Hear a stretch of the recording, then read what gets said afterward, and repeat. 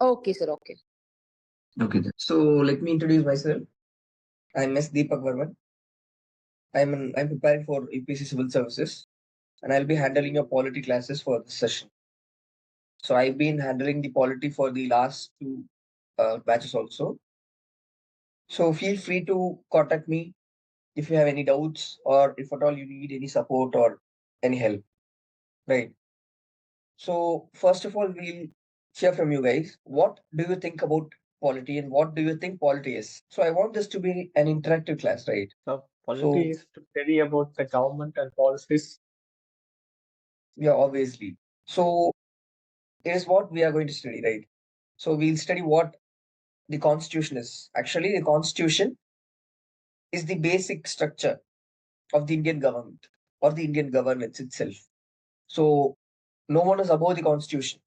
So that is the basic agenda of our government. So there are various types of constitutions in the world. There is two types of constitutions. One is the written constitution, another is the unwritten constitution. So Indian constitution is of the sort written, right? So what all things you guys know about constitution? So feel free to speak, guys. No, there's nothing wrong or right. So it's the rule of law, like it's the Bible of the whole country. So. For sure, it's right, right? So constitution is like a Bible or like a Bhagavad Gita or like a Quran. So it contains all set of rules and agendas which have to be followed. So you cannot go against your constitution, right? So a basic question. So who is the guardian of constitution? So Supreme Court. Guardian is the Supreme Court, right?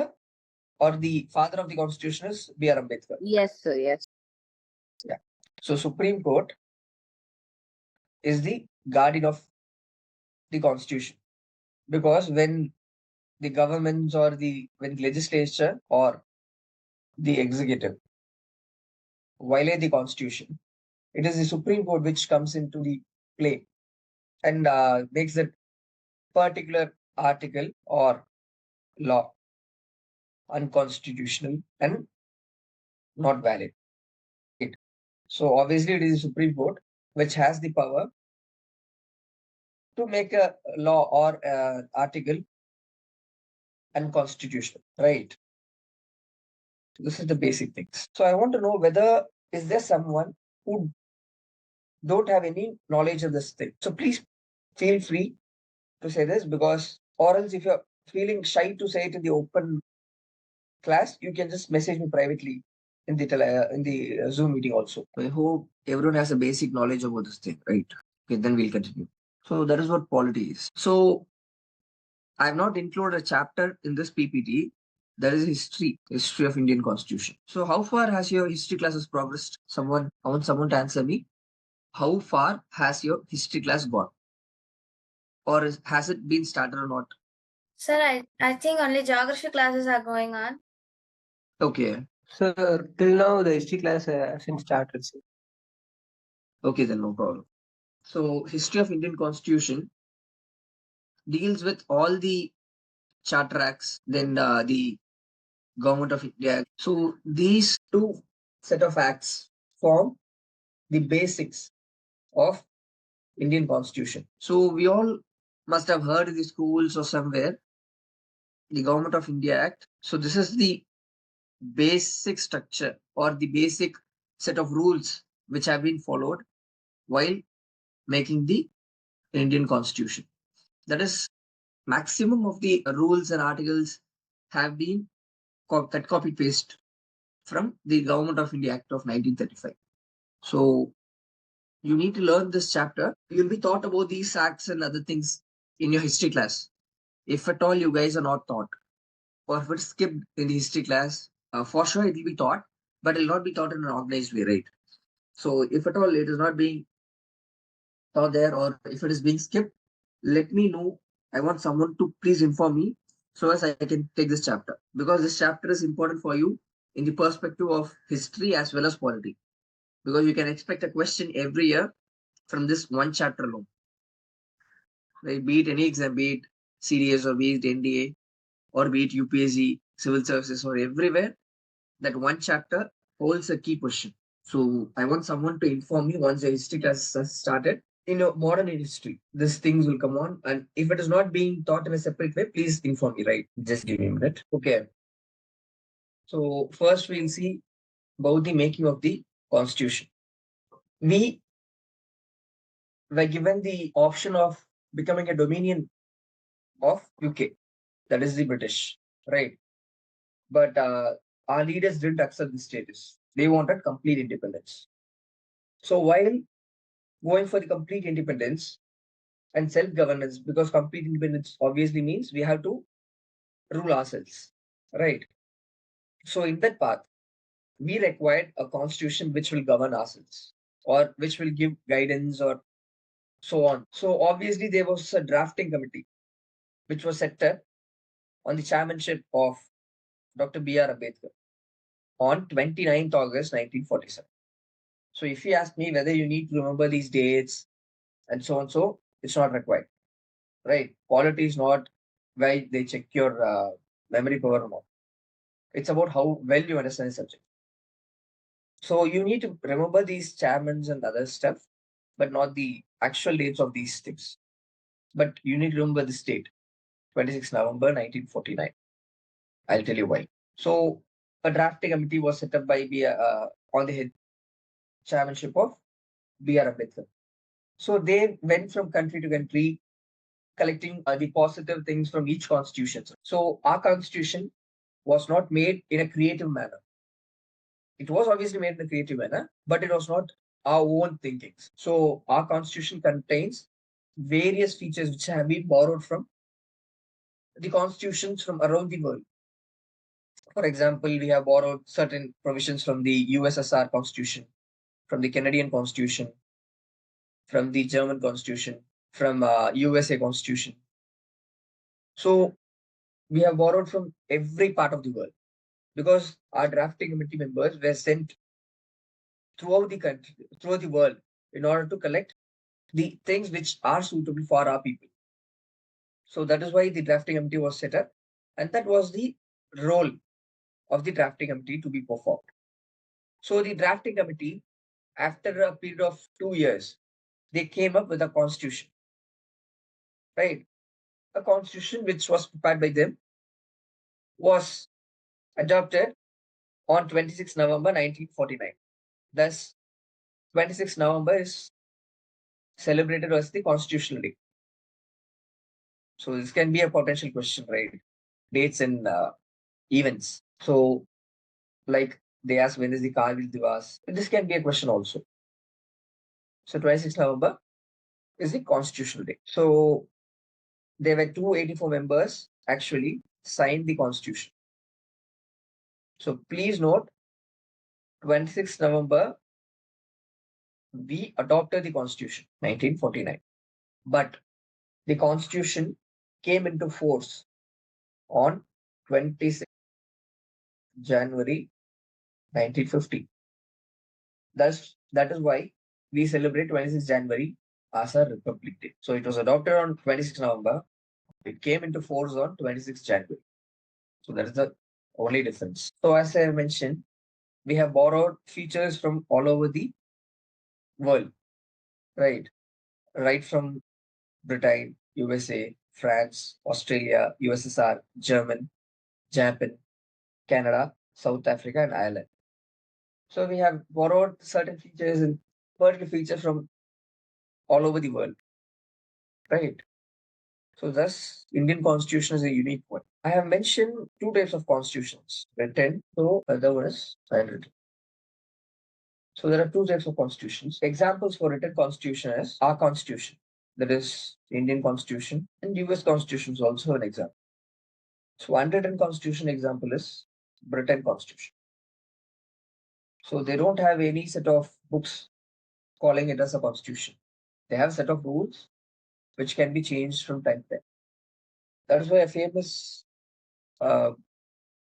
analyst would have said, a Britain constitution can do anything except to change a man to a woman and a woman to a man. Because nothing is possible according to the Britain constitution. Anything can be done, right? But unlike in the unwritten constitutions, The written constitutions have a set of rules or a set of book called as the constitution, which has to be followed by the people and the government. So now we'll see what are the provisions which we have borrowed from each country. So this is important. You have to memorize it, obviously. At least you have to know from where we have borrowed which provision. So from UK, that is the Britain, we have borrowed the parliamentary system. So, our parliamentary system has two houses. That is the lower house and the upper house. Lower house is the Lok Sabha, upper house is the Rajya Sabha. So we have these two houses. So this sort of hierarchy or this sort of parliamentary system was borrowed from the UK. In UK, you have two houses. That is the House of Commons and the House of Lords. So that is the two set of houses in UK. In our constitutional system, lower house is more powerful. That is lower house since Lok Sabha is more powerful than Rajya Sabha. So we'll see what are the functions of Lok Sabha, Rajya Sabha, and how these houses function and how the members are selected to these houses in the parliamentary chapter. So as of now, please know that we have two houses and the lower house is more powerful than the upper house. So the prime ministerial system of government was adopted from the United Kingdom because in US the president holds the supreme power, but in our constitution the president is actually a mere puppet who follows the guidelines of the prime minister and the cabinet ministers. So the cabinet system of ministers was also obtained from the Britain government. Single citizenship. Indian government doesn't allow dual citizenship. So that was adopted from the UK. So bicameral parliament provisions of speaker in Lok Sabha, council of ministers responsible to the lower house, nominal head, that is the president is the head according to the constitution, but the real powers are vested upon the prime minister. So this form of system was also adopted from the United Kingdom. So from USA, the written constitution, post of vice president. So there are various differences between the vice president post in US and vice president post in India. Right. So we'll see what those differences are when we come to the vice president chapter. Right. Then the set of fundamental rights which we enjoy now has been obtained from the US. The set of Supreme Court, head of the state known as president, provisions of states and judicial review have been obtained from the US government. So there is a small difference between the Supreme Court that functions in the US and India. In US, it is called as the Federal Court. In India, it's called as the Supreme Court. So we'll see much about Supreme Court in the judiciary chapter. But as of now, the key difference between the Federal Court and the Supreme Court is that in US, the Federal Court handles only the cases which are in nature of conflicting between the central government and the states. It doesn't handle any other cases apart from it. Other cases are handled by the Supreme Courts of that concerned state in US. But in India, it is a hierarchy of courts. Obviously, the Supreme Court handles all the cases which come from beneath them. So that is a small difference between the federal court in US and Supreme Court in India. So from France, we got the idea of a republic and ideals of liberty, equality, and fraternity. These words are enshrined in the preamble, right? We'll see what preamble is. So from Australia, we got the concurrent list idea, center-state relation, languages of the preamble. And from USSR, we got the fundamental duties and five-year plan. Then USSR, sorry. From German, we got the emergency provisions. So emergency provisions have been adopted from the German constitution. It has been used in various instances also. So we'll see what are the instances where the emergencies can be used and what are the changes that we bring in, those emergencies bring in the constitution for a temporary period. So from Japan, we got the procedure established by law. So procedure established by law we got from Japan. So we'll see what procedure established by law means in the upcoming chapters when we come to this part. Right. From Canada we got federal system and residuary powers. And from South Africa we got the procedure of constitutional amendment. So what does constitutional amendment mean? So initially in the year of 1949, when the constitution was adopted, the constitution was made in such a way that it was adopted to that period of time. But as time progresses and we move on in time, there are several changes which happen around us, and there are several changes which take place in order they require a new law. For example, artificial intelligence or data security. And these things were not present way back in 1949. Those things have been developed as time progresses. So we need a set of laws which will govern them and which have to find its place in the Constitution of India, right? So if it is not flexible, if the Constitution is not flexible in order for it to transform it in order or according to the time, then it obviously becomes outdated. So to avoid it, the process of constitutional amendment exists. But it's not so easy that if the government or if the executive thinks so, it wants to change every provision of the constitution, it cannot change. There is a basic structure to the Indian constitution. Anything apart from this basic structure of the constitution can be amended. Anything that violates the basic structure of the constitution cannot be violated, right? Or cannot be amended. So what is this basic structure? We'll see in the preamble chapter. You will get a rough idea of what is the basic structure of the Indian constitution in the preamble chapter, and you'll get a clear idea while we progress through all the chapters. So from Ireland, we got the concept of directive principles of state policies. So this directive principles of state policy, actually it was originally borrowed from Spain, right? Ireland borrowed from Spain. We borrowed from Ireland. So that is the concept. So DPSP, this is directive principles of state policy is also called as DPSPs, right?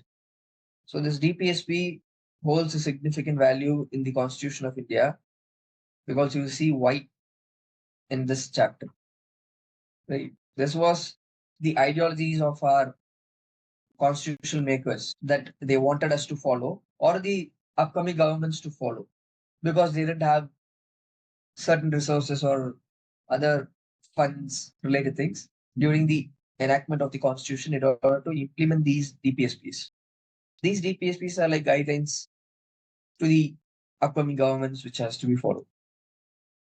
Right. So the constitution is a set of rules or is a set of articles, it's a set of agendas and other things which has to be followed.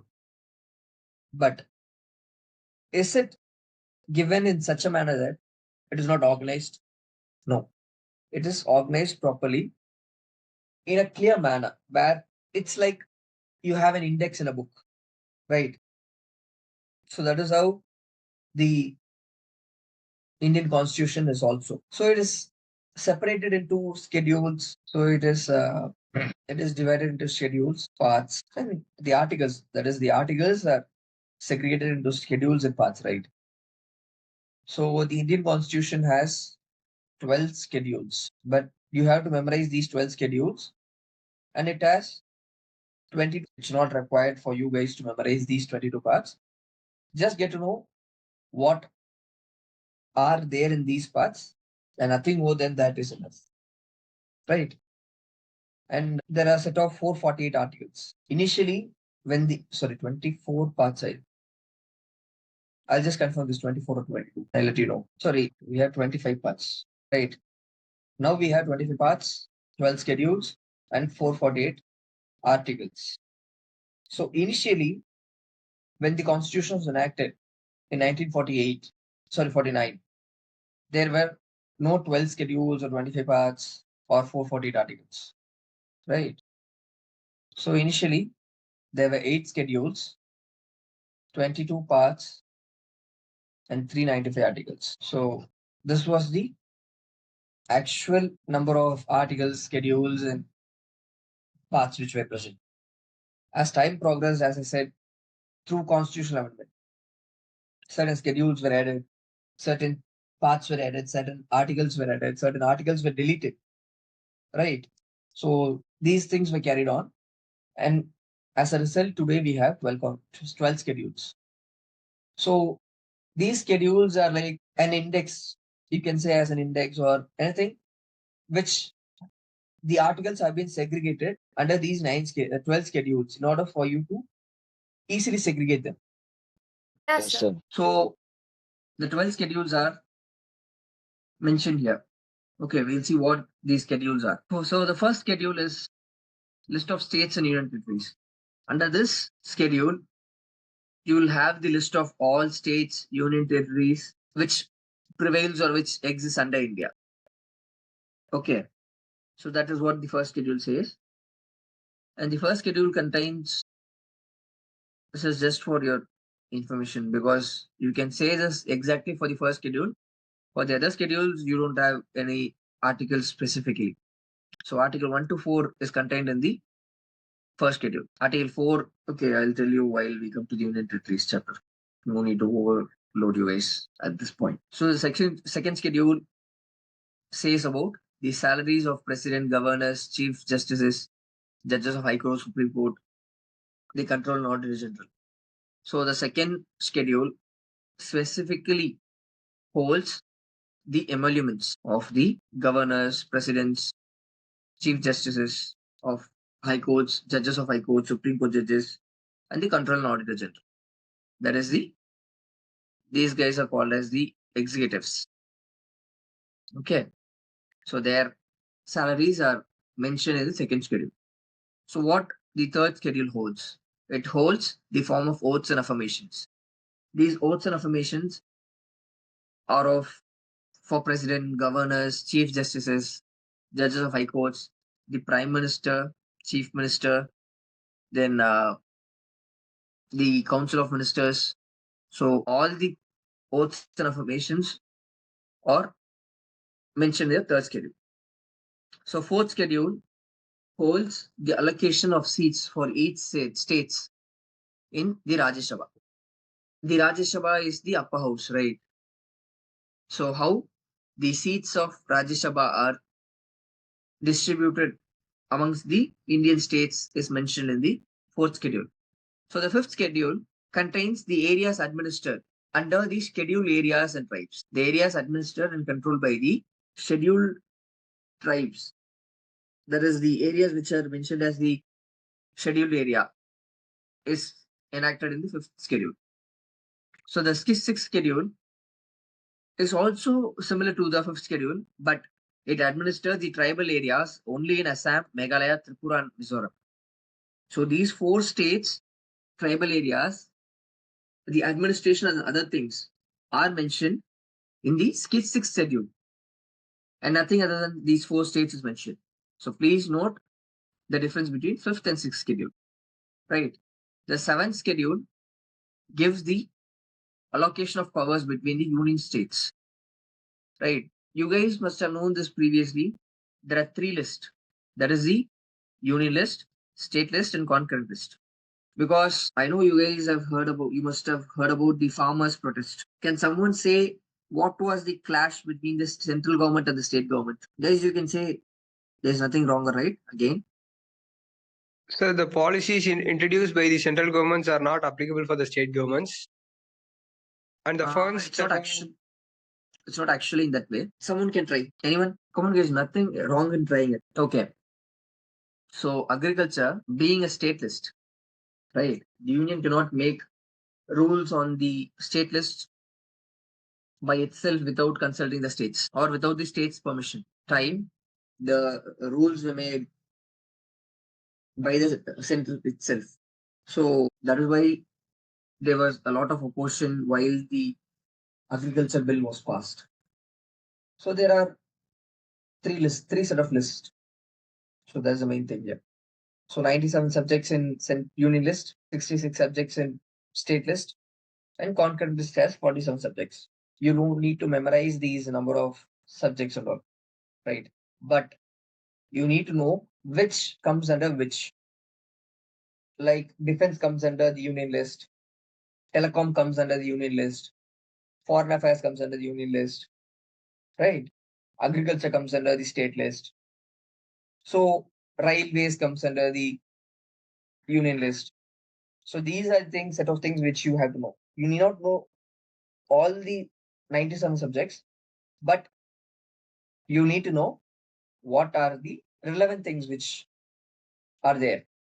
So I'll just send a photocopy of 97 subjects, 366 and 47 subjects, right? So I just send it in the WhatsApp group because I cannot put it in the open PPTs because it will be a violation of copyrights. So I'll just send it in the WhatsApp group by tomorrow.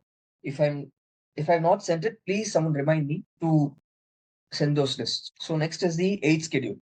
So the 8th schedule mentions the 22 regional languages of India that is recognized by the Constitution. Okay. I want to know, does Indian Constitution recognize a language as a national language? No, sir. Yeah, it's right. So we don't have a national language. Your voice is breaking. Can you come again? So I'm audible. Yeah, you're audible. Correct. Yes, sir. India does not have a national language, sir. India only has administrative language. Hindi is administrative language, not a national language. Yeah, for sure, right. Right, as Bharat said, there are administrative languages, but there is no any national language, right? There are two administrative languages, that is Hindi and English. So there are two administrative languages, but no 22. That is no national language.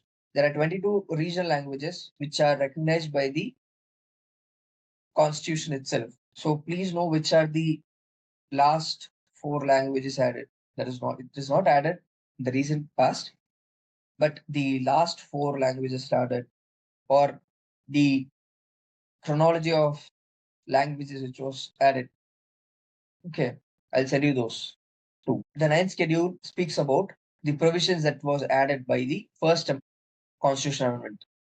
Right, it contains orders related to land tenure, land tax, railways, and other things. So, in short, if you want to say, this 9th schedule was created by the first Constitutional Amendment Act in order to protect certain articles or certain laws from the purview of judiciary, right?